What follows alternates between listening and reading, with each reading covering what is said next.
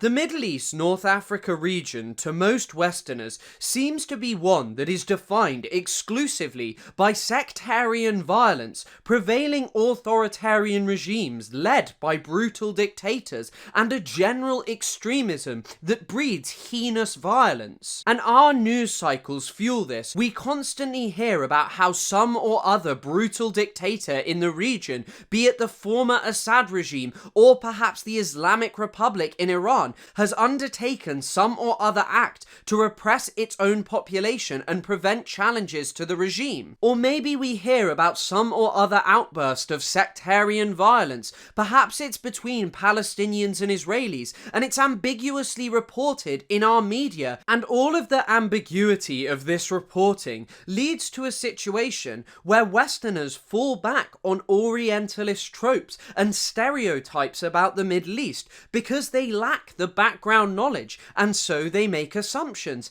They start to believe that this is just what the people of the region are like, that this is always what they will have because they haven't been able to change it, whilst the rest of the world is moving on, whilst we're not seeing this kind of sectarian violence all over the world.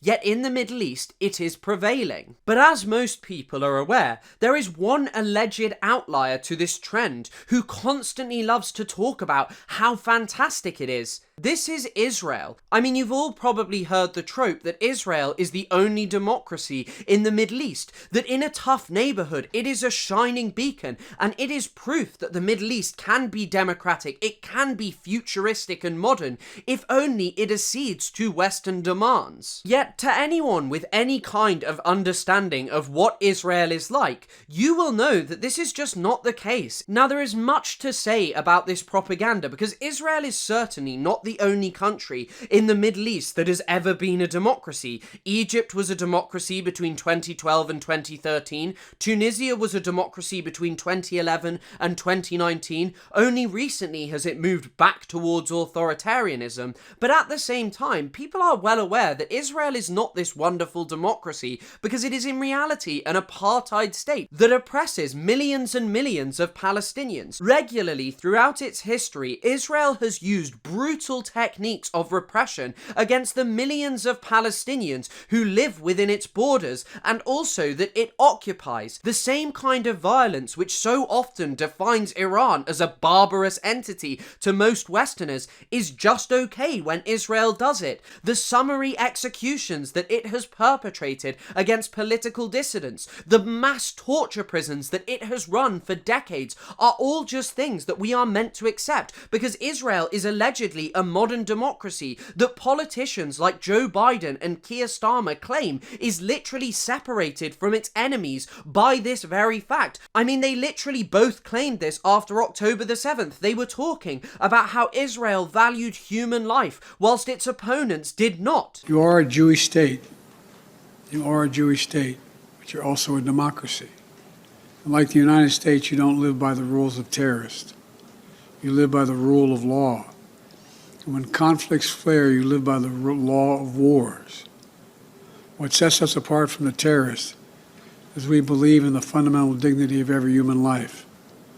Israeli, Palestinian, Arab, Jew, Muslim, Christian, everyone. And then you also have the fact that Israel is undeniably an apartheid state, while some of its smarter propagandists might try and make a distinction between Israel proper and say, well, Palestinians actually have full and equal rights there. They're even politicians. What these people tend to ignore or fail to let you know is that these same politicians who they love to cite regularly talk about the discrimination which Palestinians living inside Israel face at the hands of the Israeli state. Take, for example, when Israel's 2018 nation-state law was passed, Palestinian lawmakers in Israel ripped up copies of the bill and shouted apartheid on the floor of the Knesset. Hardly an example of people who are having a great and equal time in Israel. Ayman Odeh, the leader of a coalition of primarily Arab parties currently in the opposition, said in a statement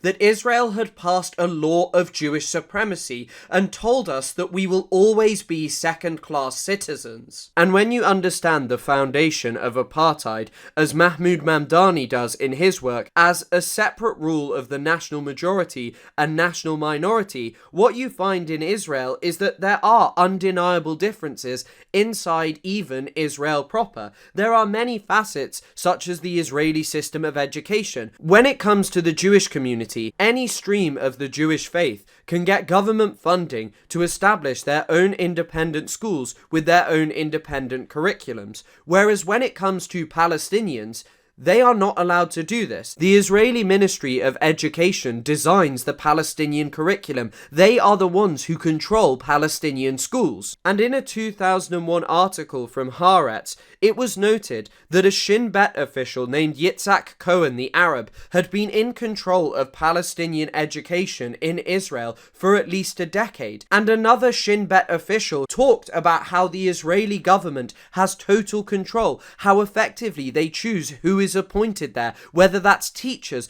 janitors, maintenance workers. Everything is under Israeli control when it comes to education. They surveil and control the Palestinian people in this way. Israel has never even let Palestinian citizens build their own university. Israel controls their education sector, and Mamdani also notes a multitude of other areas where Palestinians are treated differently. He highlights the military, for example, because Israel is a highly militaristic society where there are many jobs available to people who have served in the military, and also direct government benefits if you have family members who serve in the military. And whilst Palestinians can serve in the Israeli military, they are subject to far more rigorous background checks, and ultimately the vast majority of them don't, because they are not conscripted, whilst all Jewish people, apart from Orthodox and those with exemptions, are conscripted. And so you create a situation in which privileges are denied to Palestinians because Israel is so militaristic. But why this claim is also fundamentally so farcical is because the smarter amongst these propagandists will often claim, well, actually, I agree that there's apartheid in the West Bank, East Jerusalem and the Gaza Strip, but Israel proper's different. And why this is fundamentally so ridiculous is because how could you ever say that a state that occupies millions of Palestinians in these areas and holds such a degree of control over their lives is not engaging in apartheid? That is not acceptable, and that is not moral. These are the spaces where you see things that are more akin to the practices that people would associate with South African apartheid. Take this recent Louis Theroux documentary. The Palestinian activist Issa Amro is literally denied the right to walk on a road in Hebron where he has lived his entire life, simply because he is Palestinian and not Jewish. And this goes for the rest of the West Bank. Israel has built a vast amount of roads which are not accessible to Palestinians, that have segmented and destroyed Palestinian communities. They often have to use back roads. They are also subjected to military checkpoints on the basis of security, whilst Israeli settlers who regularly inflict pogroms and other extremist violence against Palestinians are allowed to roam around freely. And so ultimately what you see in the case of Israel is not this wonderful democratic state, but rather what it actually packages itself as: a Jewish state that is for Jewish people. Yes, there are Palestinians who live inside of that, but they are second-class citizens. Israel doesn't want them there, and it can never accept the Palestinians who it occupies and controls the lives of, because they would fundamentally alter the balance of Israeli politics, and they would vote out of existence a Jewish supremacist state. And so, as you all know, the idea that Israel is a democracy really is farcical, because it is in reality a Jewish supremacist state. However, regardless of this reality, the notion that Israel is the only democracy in the Middle East persists. As I said, we constantly hear Western politicians who feel the need to tell us that Israel is different, that it is a democracy, that supporting it somehow bolsters democracy all over the world. And what this leads to are facile explanations of why the Middle East lacks democracy, and one of those in particular comes down to the characteristics of the rest of the inhabitants of the MENA region. People will argue that it is actually Islam which is responsible for the lack of democracy in the Middle East, because if Jewish people can do it in Israel, Why can't Muslims in the rest of the Middle East? It must be something innate to them and their religion, which leads to the constant dictatorship, sectarian violence, and extremism. This kind of thinking is rooted in what Edward Said would describe as Orientalism, which at its most basic was an attempt by the West to create an imagined image of the Orient that was backwards, savage, and authoritarian in its very nature,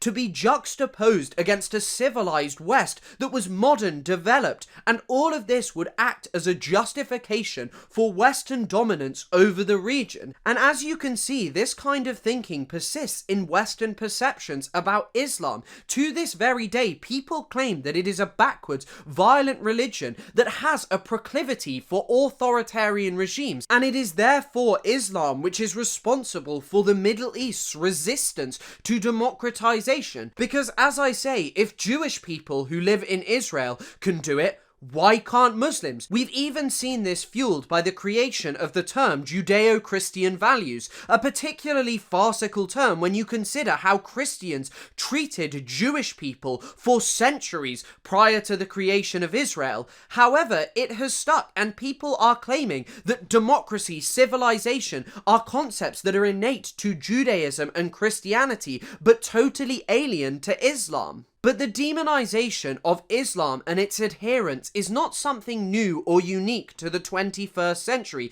It has been going on for decades, if not centuries. But it is definitely something that has accelerated since 9/11, because as the philosopher Todd McGowan puts it, following the fall of the Soviet Union, the West was left without an intractable barrier that it could not cross. Its values of liberal democracy had seemed to succeed everywhere.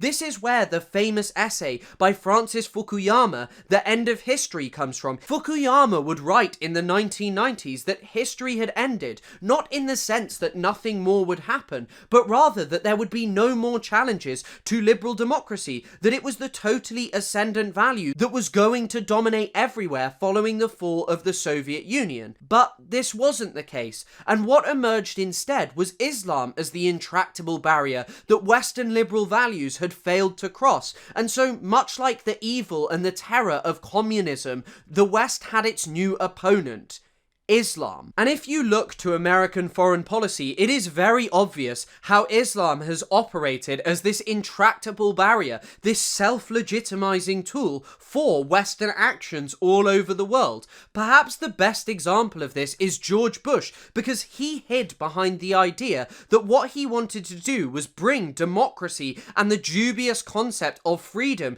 to the places in the world where it had not yet flourished, and his disastrous invasions of Iraq and Afghanistan were undergirded by this very notion. Millions upon millions of people's lives were torn apart in the name of this concept. Our war on terror has well begun, but it has only begun.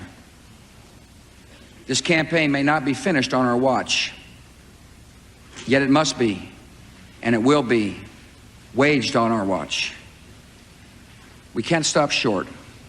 If we stop now, leaving terror camps intact and terror states unchecked, our sense of security would be false and temporary. History has called America and our allies to action, and it is both our responsibility and our privilege to fight freedom's fight.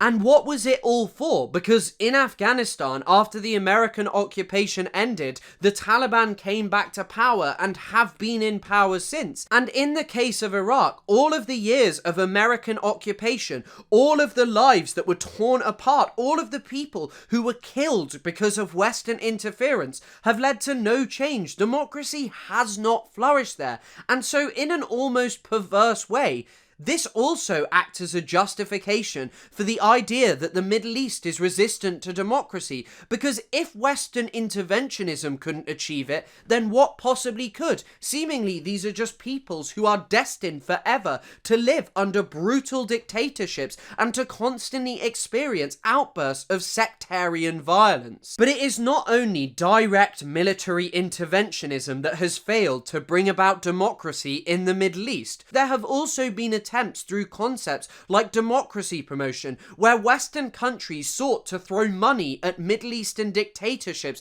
to build better electoral systems that would eventually apparently bring about democracy. In the case of Jordan, Benjamin Schweitzer notes how more than $100 million was spent between 2011 and 2014 on democracy promotion, and yet it had the opposite effect of promoting democracy. The regime there literally strengthened their own authoritarian systems, hiding behind the idea that they were actually going to have elections. And the case of Jordan also would seemingly fuel the idea that this is something innate to Islam, because the regime there claims descent from the Prophet. And so, are these people right? Is the Middle East just destined forever for authoritarianism? Is this all the people there have ever wanted and all they'll ever be able to amount to? Well, of course, the answer is no. These kind of facile explanations which claim that Islam is responsible for the lack of democracy in the Middle East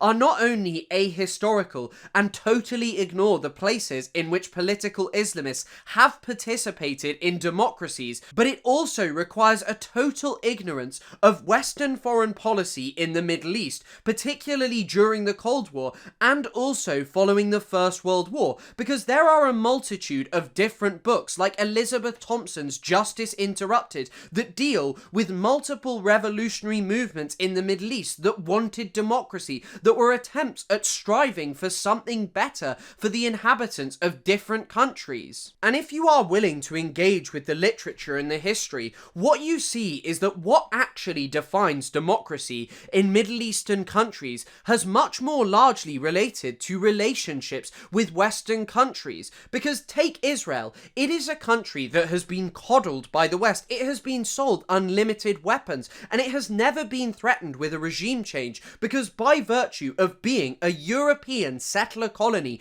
implanted into the Middle East, its goals and visions have long been aligned with Western foreign policy. I mean, from the very moment that it was created, the British saw it as a great foothold to have right next to the Suez Canal, and also to undermine their imperial rivals in France and Russia. Then, at the creation of Israel in 1948, the USSR supported it because they saw it as something which was undermining British power in the Middle East. And since this date, for the US, it has basically aligned totally with their foreign policy interests. It has been a country that has always been opposed to Iran, the nationalist regimes that rose up in the Middle East throughout the 20th century. Israel has always been there as a reliable ally that, even if it was democratic, would not choose someone who went against this, because if they did, they would threaten their own existence as a Jewish supremacist state. And so whilst the West may claim that Israel is some wonderful democratic ally and use this as a justification for their relationship with it, it doesn't really align with reality, because as Timothy Mitchell notes in his book Carbon Democracy in chapter 8, known as McJihad, when you actually look at the regimes that the West has been allied with in the Middle East, what you tend to find is that the ones that were closest to the Western powers tended to be ones that claimed Islamic justifications for their authoritarianism. Mitchell notes how in the case of Jordan, North Yemen, and Morocco, all of these countries claimed the legitimacy of their dictatorships from descendancy from the Prophet Muhammad. And in the case of Saudi Arabia, another key ally for the West in the region, they would claim that their legitimacy was drawn from the fact that they guarded the holy sites of Mecca and Medina. But if you were to compare this to examples such as post-independence Algeria, the Nasserist regime in the 50s and 60s in Egypt, the case of the Palestinian national movement before the emergence of Hamas, and Ba'athist Syria, what you would actually find is that these were countries who charted their own course of national independence, and whilst they may not all have been democratic, although the PLO did have some more democratic elements, what you would tend to find is that these countries did not actually rely on Islamic justifications, and so the idea that it is Islam that is responsible for the establishment of Islamic dictatorships does not really align with reality. And what you also have to consider is that Saudi Arabia has been a key spreader of Salafist Islam. And what the West particularly liked about Saudi Arabia was that it would operate as a counterbalance to leftist and nationalist forces as they swept through the Middle East. Now, what is worth noting is that Mitchell's work is over 2 decades old, and things have changed. Some of the regimes he's citing no longer exist, and there is of course one outlier that even existed at the time: the Islamic Republic of Iran, entirely independent of the West. It highlights Islam as one of its key justifications. But even in this, we see an example of how the West has altered the democratic development of the Middle East, and how it has utilized coups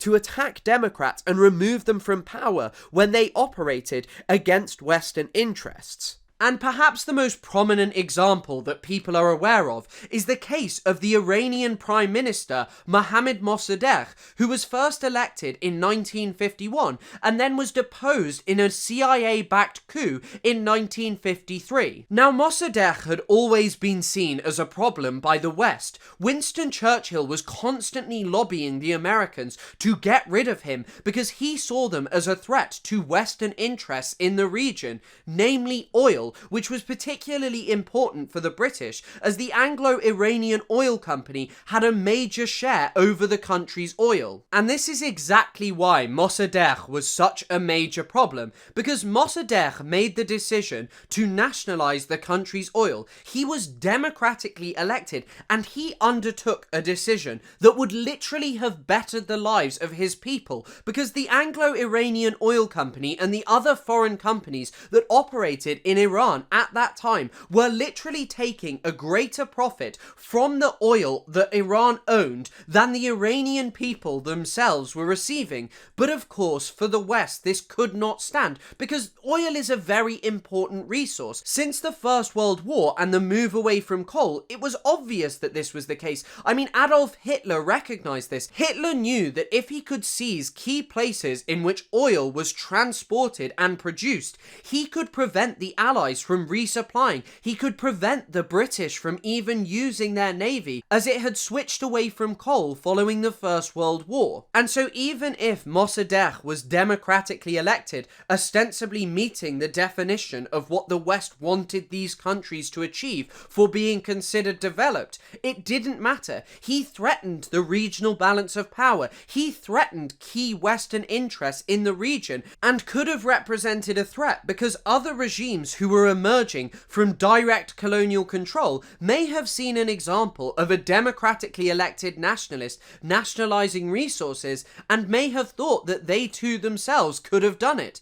And so Mohammad Mossadegh had to go. Following the threat that Mossadegh and democracy had represented, the West made the decision to back the Shah of Iran, Mohammad Reza Pahlavi. They centralized power under him, and in return the Shah allowed Western oil companies to re-enter the country, and he would then act as a good and reliable ally for the West until he himself was deposed by a revolution in 1979. And I know that nowadays, because of the brutality of the Islamic Republic of Iran, we see many Iranians and also Zionist propagandists who seek to rehabilitate the Shah and his regime through his son. It should never be forgotten that he went against the interests of the Iranian people. They voted for Mossadegh, not a CIA-backed coup in the country. And even if his son may now be saying he wants to safeguard Iran into a beautiful modern transition,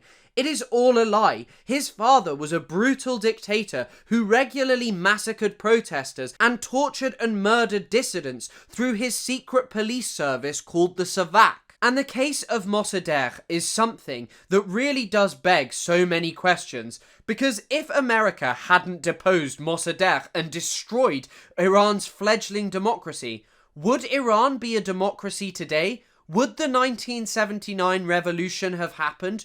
Would it still be the Islamic Republic of Iran?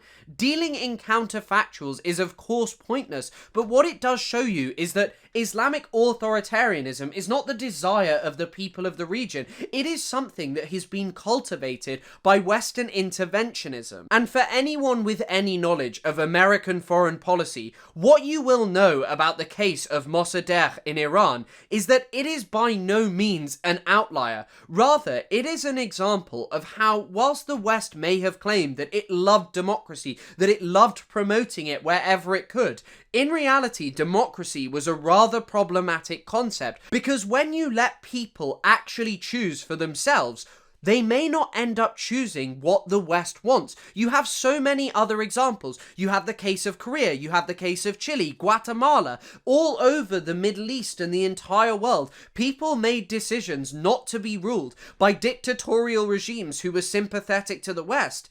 And this represented a threat to Western foreign policy. So rather than being countries who have promoted democracy, the West in reality has been an entity and an influence on the world that has not wanted to establish democracy, but rather has wanted to support dictatorships that fulfill their interests. And this is a story with which I am sure that most of you are familiar. This idea of how the West on the one hand prides itself on being democratic and working with democratic regimes, but then on the other hand has no problem backing dictators. But something I want to talk about in this video is how the Middle East has changed, because there are many people who are aware of that story, but I am not sure that there are so many who are aware of the internal dynamics that have changed in the Middle East, and how a counter-revolutionary force has grown there, which has sought to undermine democratic change in favour of establishing authoritarian dictatorships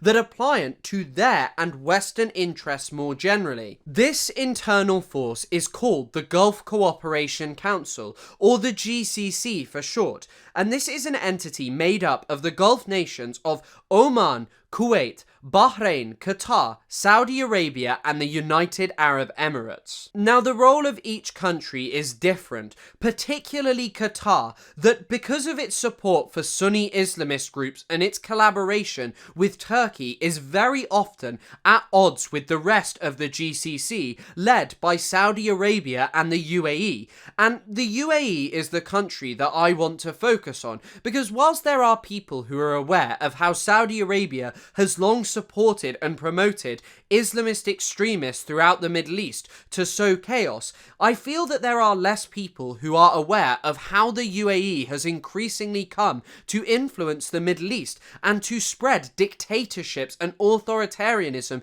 throughout the region. And if you want proof of why it is important to talk about the UAE, in 2020, the UAE was the second most interventionist state after only Turkey, and this is particularly notable because the UAE is a tiny country. It doesn't really have that big of a local population. It is mostly made up of immigrants who go there to work. It holds one of the busiest airports in the entire world, and yet simultaneously it is a country that is interfering all over the Middle East and Africa. It is a country that is sowing chaos, spreading dictatorships, and whilst we constantly hear about how Iran is using some or other proxy to sow chaos and misery in the Middle East, our politicians aren't telling us about what the UAE is doing. They're not telling us about its proxies. They're not telling us about how it's undermining democratic transitions and also attempts at establishing stability in the Middle East.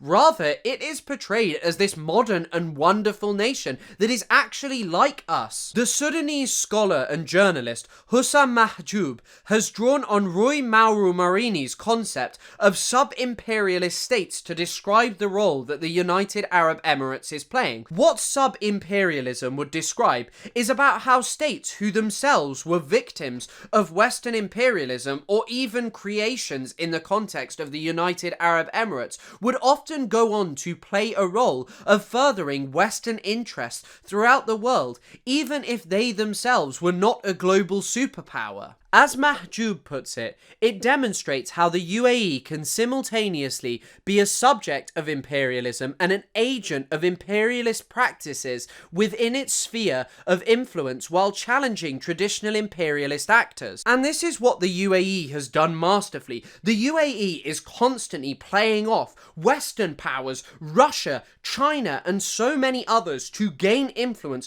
to create a Middle East that is both in the interests of the Western powers and the current status quo, but also in their own. And I think that because of the power that it holds and because of the space that it occupies within the Western mind, it has never been more important to talk about the United Arab Emirates. Its influence over Western countries is growing. I mean, one of the key figures in the UAE's authoritarian dreams for the region, Sheikh Mansour bin Zayed, is literally the owner of Manchester City Football Club, one of the most prominent and successful football clubs of the 21st century. People have come to associate this country with success, with opulence. Social media influencers literally go there to show off how well they've succeeded. Its futuristic looking skyscrapers act as a wonderful backdrop to tell us this, to explain to us how wealthy these people are. And these are often coupled with videos by other influencers that seem benign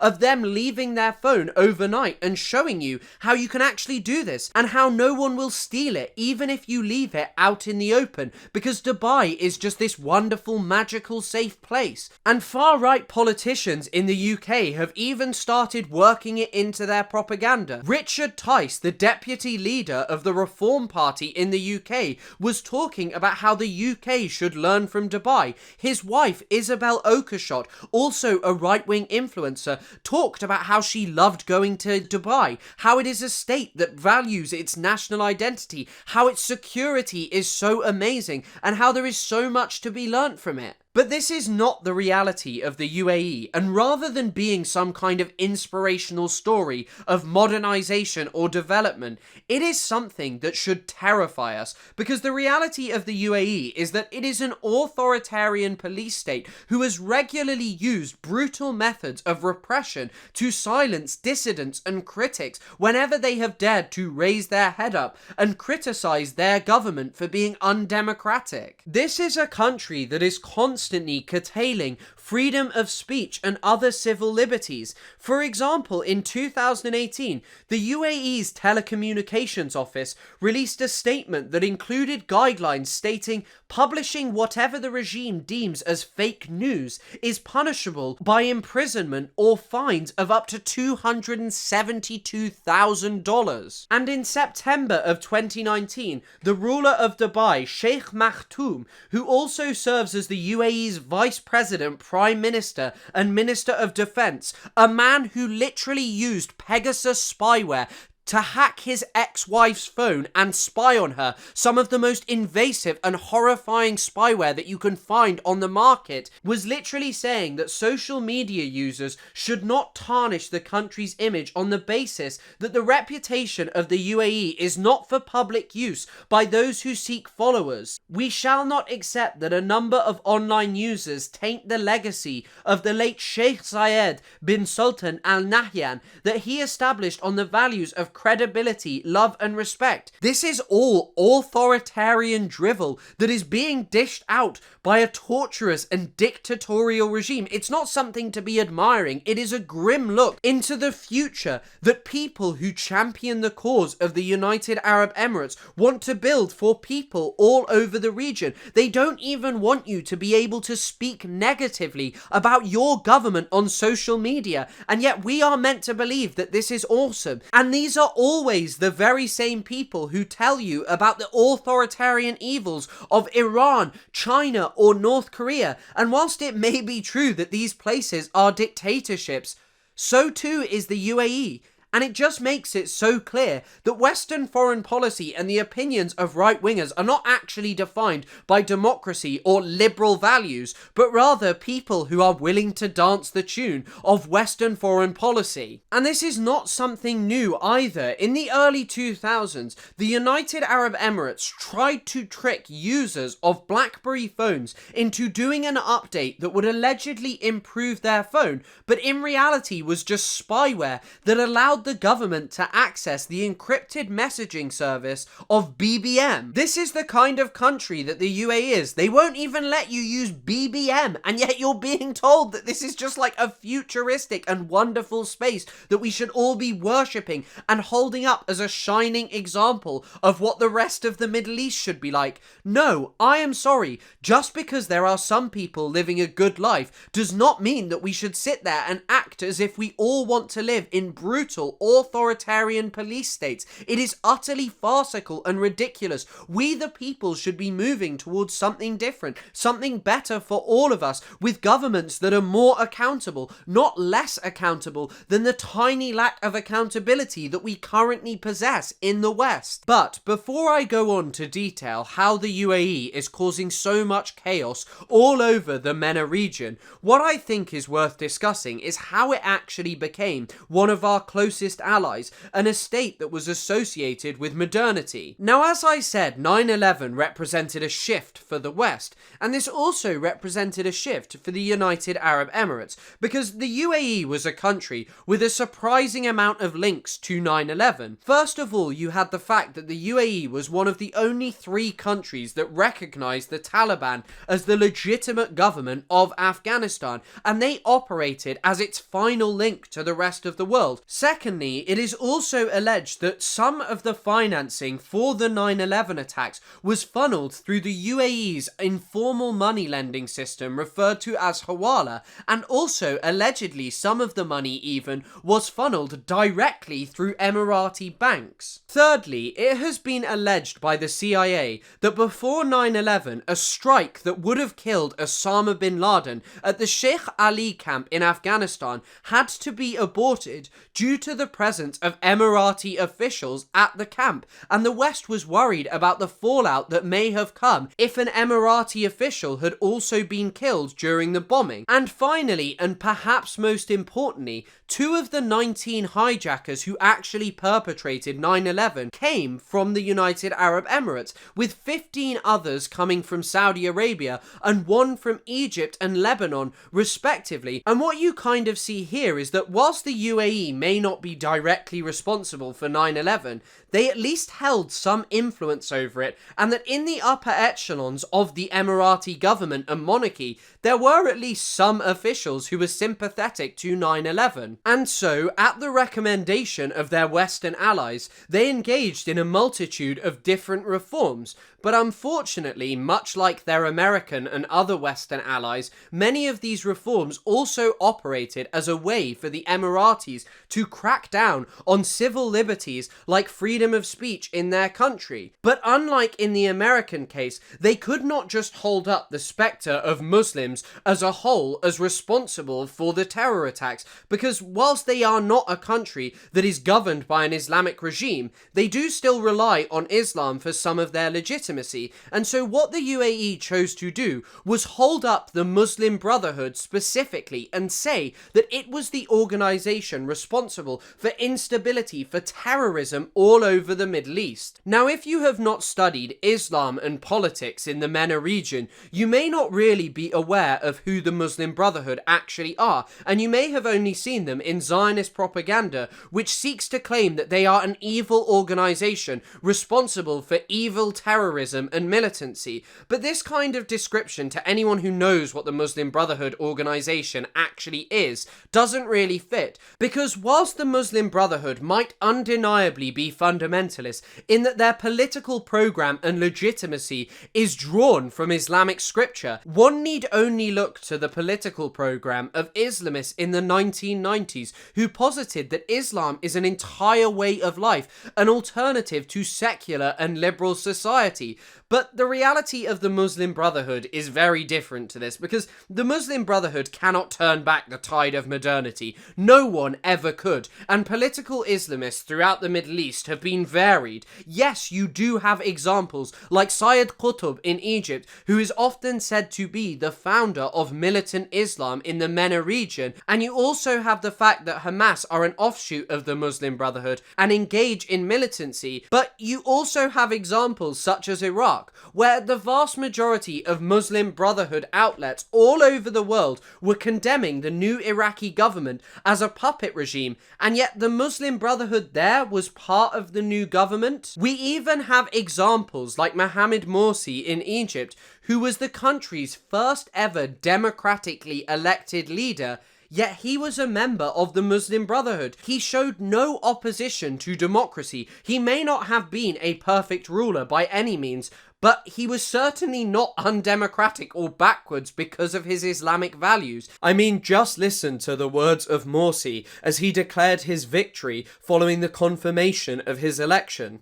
There is no such thing called an Islamic democracy. There is democracy only. The people are the source of authority. He also would resign from the Muslim Brotherhood, and in a televised victory speech, he made assurances of equality between men and women, and between Muslims and Christians, who represent 10% of the population. Egypt is for all Egyptians. All of us are equal in terms of rights. All of us also have duties towards this homeland, he declared. And maybe this was all a lie, but it does show you that the Muslim Brotherhood is not this extremist, purist organization. It is not something that hates the West for absolutely no reason and rejects everything that we value. There are people within the organization, like Morsi, who were interested in democracy and building a more equal future for the people of Egypt, so we cannot just dismiss them as extremists and pretend that they are the ones who have destabilized and ruined the Middle East. Yet for the UAE, they do not care.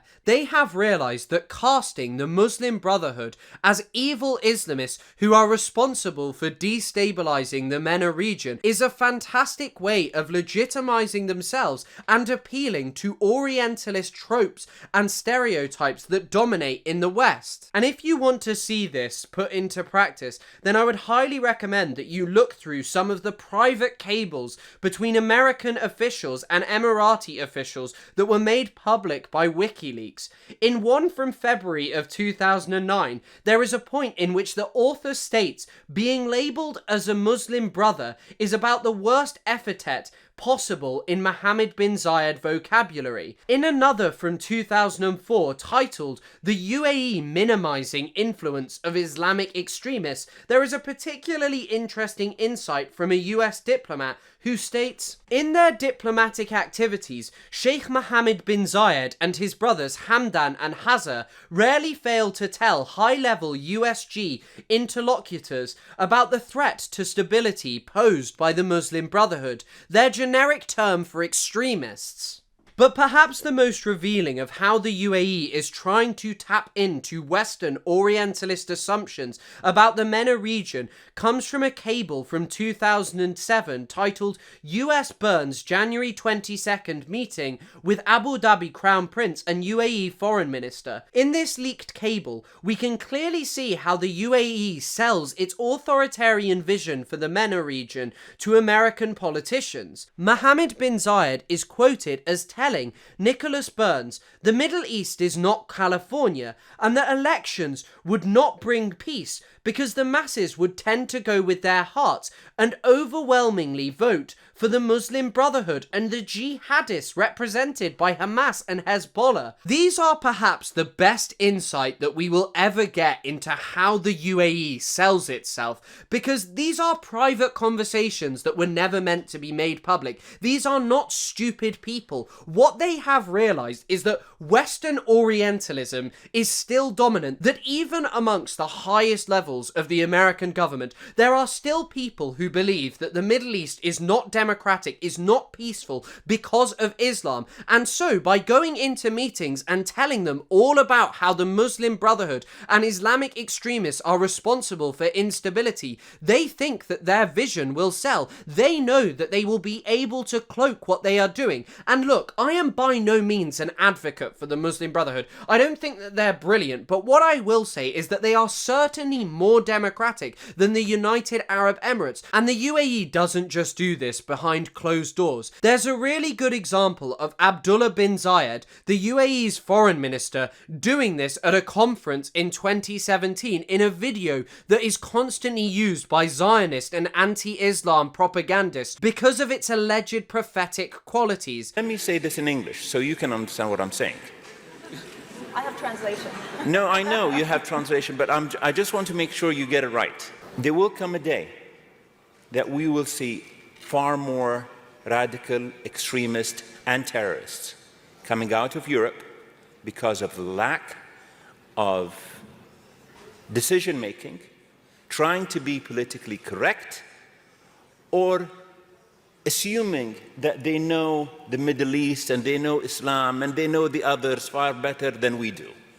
And I'm sorry, but that's pure ignorance. Now, Abdullah bin Zayed is spewing nonsense, but he is doing the same thing that Mohammed bin Zayed did when he said that the Middle East is not California. These people tell you that they are the ones who actually know the Middle East. They are the ones who understand that it is these evil Islamic extremists who are responsible for chaos, so they can cloak what they themselves are actually doing. And when you actually put into context what the UAE is doing in the Middle East and all over Africa, as I'm going to in the next part of this video, this is not a country that we should be working with or listening to, and relying on these long-standing Orientalist tropes and facile explanations that everything wrong in the Middle East and North Africa is a result of the actions of Iran, the Muslim Brotherhood, or some or other Islamic extremist is not good enough, because it's totally ignoring the way in which the UAE is sowing chaos and destruction. Now, as I'm sure that many of you are aware,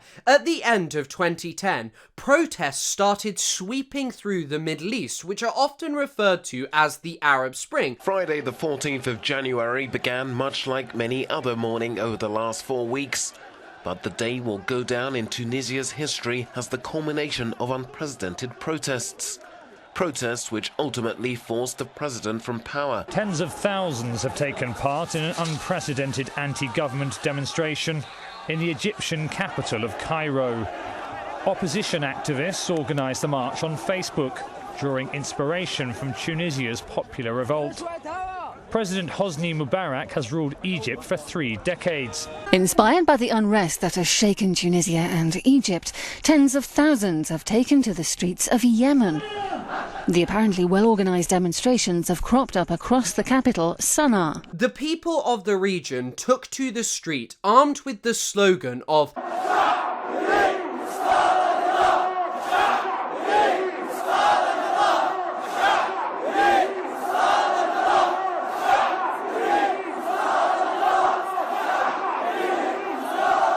which means the people want the fall of the regime. And in Tunisia and Egypt, this is exactly what they got. The regimes of Zine Abidine Ben Ali and Hosni Mubarak, respectively, were brought down by protesters there. These were long-standing autocrats who had received Western backing for years, and the people of those countries took them down and replaced them with regimes that, for at least the beginning, were democratic. And this absolutely terrified the United Arab Emirates, Saudi Arabia, and their Gulf allies, especially considering that Bahrain too experienced major protests where nearly 40% of the adult population was on the streets protesting against their dictatorial regime. So as the Gulf watched these regimes fall and saw others threatened, they began to realise that the West was not coming to save them.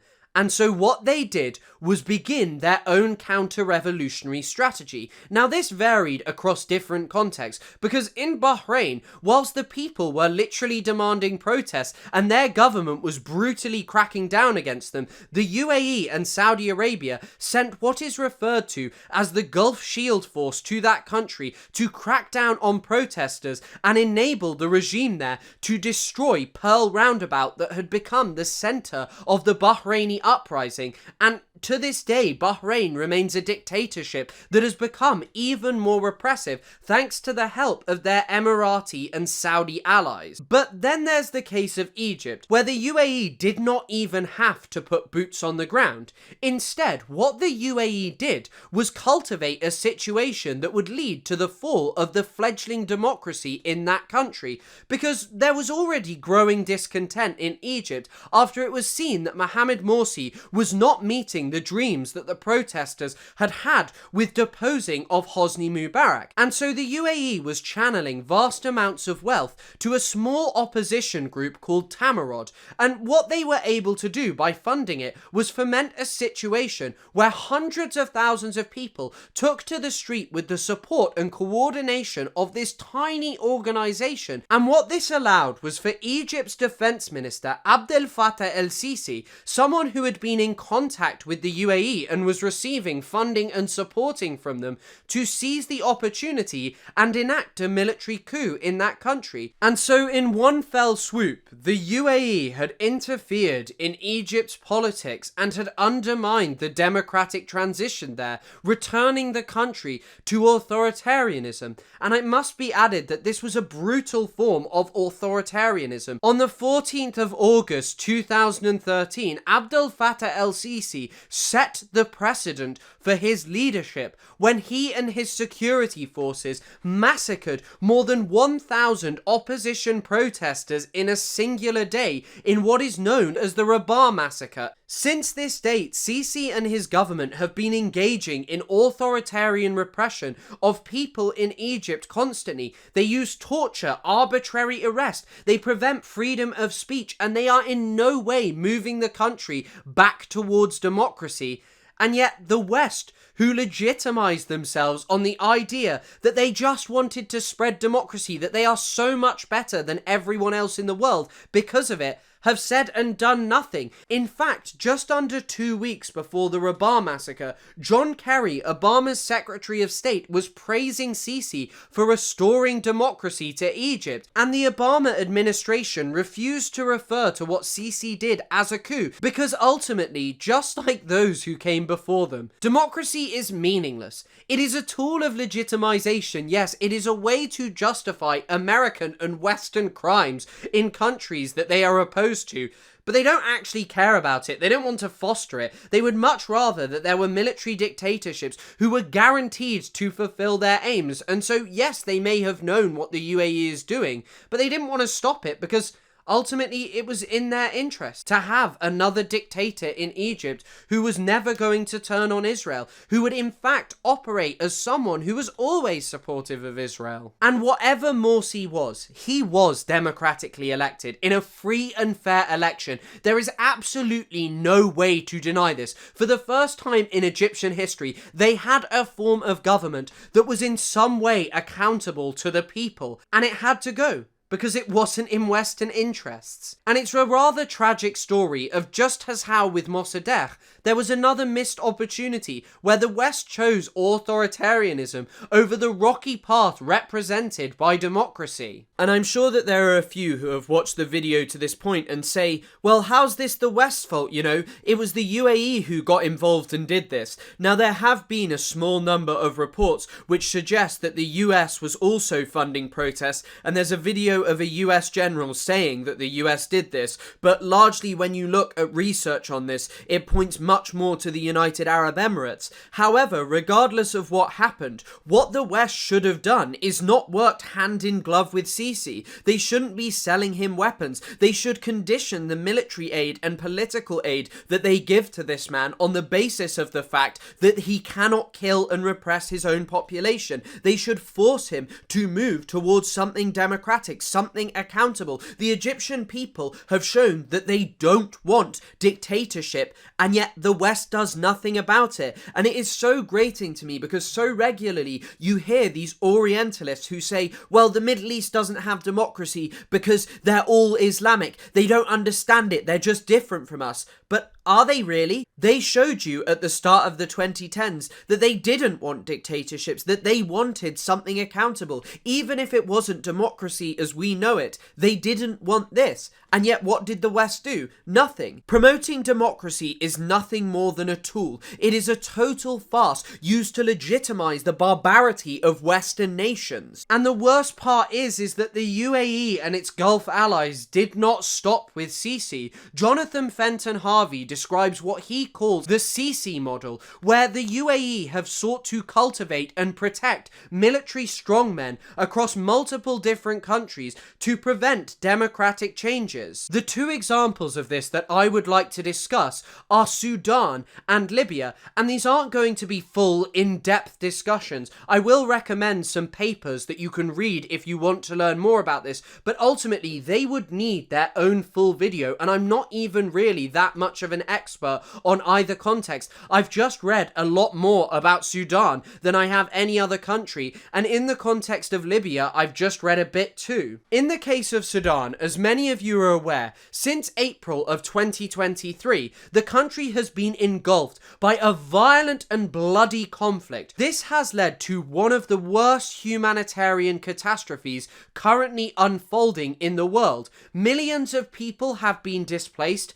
millions of people are starving and are subject to food insecurity, there is a famine happening there, and so many more have been subjected to violence, sexual violence, massacres of civilians because of what is unfolding there. But increasingly, something that people are becoming aware of is the UAE's responsibility in all of this. Whilst they have tried to deny it, whilst they have tried to hide it through covert means of supplying weapons, such as disguising them as humanitarian aid, there is no running from it. The UAE has fueled what is currently unfolding in Sudan. This is not a new phenomenon either. The UAE and Saudi Arabia have long been meddling in Sudan. For the longest time, they were huge backers of Sudan's leader Omar al-Bashir, who ruled the country intermittently for 30 years. But by 2019, Omar al-Bashir was no longer of use for the United Arab Emirates. Omar al-Bashir and his government had remained neutral during the Qatar crisis of 2017,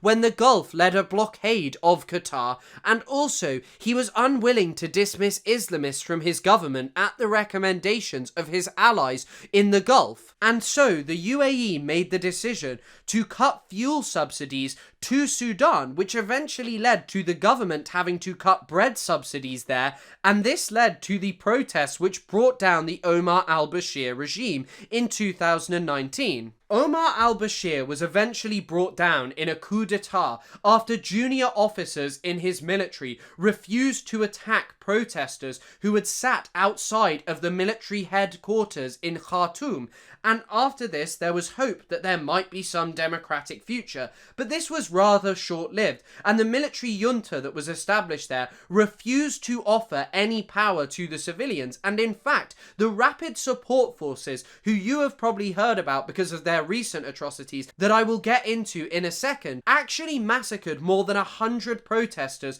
and wounded 900 more, and the UAE and its Gulf allies' fingerprints were all over this, because in the weeks before the massacre, Mohammed Hamdan Dagalo, or Hamedati as he is often known, who leads the Rapid Support Forces, actually visited Egypt, a country that is still under Sisi, who is effectively just a puppet of the Gulf. He then went on to Saudi Arabia and the UAE, seemingly seeking approval for both the massacre and the seizure of power, literally in the same style as Sisi, destroy protesters' hopes and ensure that the country does not transition to democracy. However, luckily for the people of Sudan, this did not happen, and they were able to protest to the point where there was an agreement signed between the military junta and the civilians that they would act as a guarantee for a transition towards something democratic, and a civilian leader, Abdullah Hamdok, was established, and he ruled the country for 2 years. However, in October of 2021, he too was subject to a coup, and General Abdel Fattah el-Burhan, who leads the Sudanese armed forces, took power. But even this situation was precarious, and this is what led to the outbreak of the conflict in 2023 between the Sudanese armed forces and the Rapid Support Forces. And again, the UAE's fingerprints are all over this, because the UAE are the biggest backers of the Rapid Support Forces. It is through their military aid, diplomatic and financial support that this genocidal militia, who use sexual violence as a weapon of war, who regularly massacre civilians, are able to wage the war that they have. They have been able to kill so many Sudanese people, to sow so much chaos and misery, all thanks to the UAE and the fact that the Emiratis view them as a useful ally. The RSF is an organisation that has been accused of genocide against the Masalit people, and yet we just do not hear about how the UAE is sowing chaos in the same way that we do when it comes to Iran. In fact, British and American politicians have actually worked to protect the UAE and prevent there from being discussions about its actions in Sudan. And the UAE is profiting off what is going on in Sudan. They are the biggest recipients of Africa's smuggled gold. They are receiving so much from Sudan and what is happening there. They are trying to build this kind of Africa where they have near total control through pliant regimes that are loyal to them because of the money that they have given to them, and they're able to build ports. They're able to export the natural resources there, such as forests all over Africa, that the UAE itself does not have. And horrifyingly, something that the UAE has been doing since it invaded Yemen alongside Saudi Arabia in 2015 has been hiring Sudanese people as mercenaries. In fact, the vast majority of Emirati troops on the ground during the invasion of Yemen were actually members of the Rapid Support Forces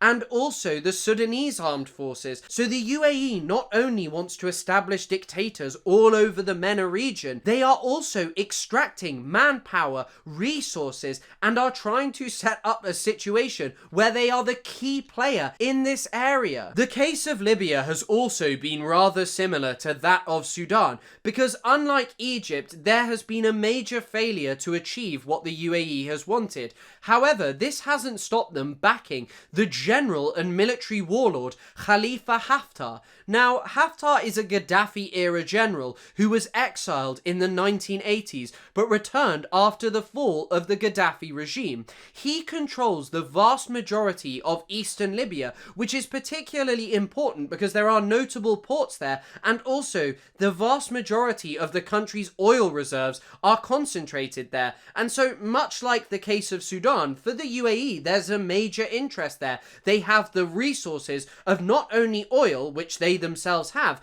but also ports on the Mediterranean. The UAE, along with France, Russia, and Saudi Arabia, have all offered Haftar diplomatic, military, and economic support that has enabled him to become a major power player in Libya. And so much so that in 2019, he even attempted to seize total control of the country when he launched an invasion of Tripoli, which ultimately turned into an absolute disaster in spite of the massive support that he had. And he was nearly completely defeated, only managing to survive by returning to his eastern strongholds and being protected by Russian firepower. But ultimately, the situation is that there will be no change in Libya without the consent of Haftar. The UAE, along with France, Russia, and Saudi Arabia, have created a situation where Haftar is a person who cannot be ignored. Once again, they are not sowing peace, they are not trying to establish democracy, they are merely sowing chaos all over the Middle East. And these are just a couple of examples of this. You could also talk about how, following the Saudi-led intervention, the UAE helped to create one of the worst humanitarian catastrophes of the 21st century in Yemen.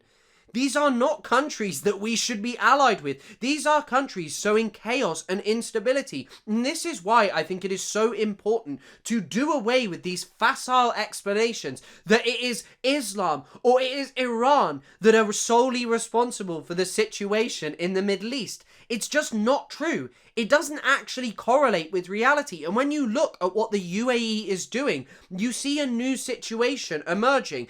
And I don't want this video to seem like I think that the West doesn't do anything. We literally just saw the US bomb Iran to help Israel. The idea that the US is against military interference is farcical, but as it has increasingly gained a bad name following the disastrous invasions of Iraq and Afghanistan, the UAE is coming to increasingly fill this role. It is a country that has power, and there are many things that indicate that it may have quite considerable sway over the West. For example, in April of 2020, Trump changed the long-standing American stance of backing the Government of National Accord that is backed by the UN in Tripoli to backing Haftar in Libya, literally one day after a phone call with Mohammed bin Zayed. Moreover, in 2023, a former British government official said that the Saudis need us less than we need them. And so I hope this video goes some way to dispel the idea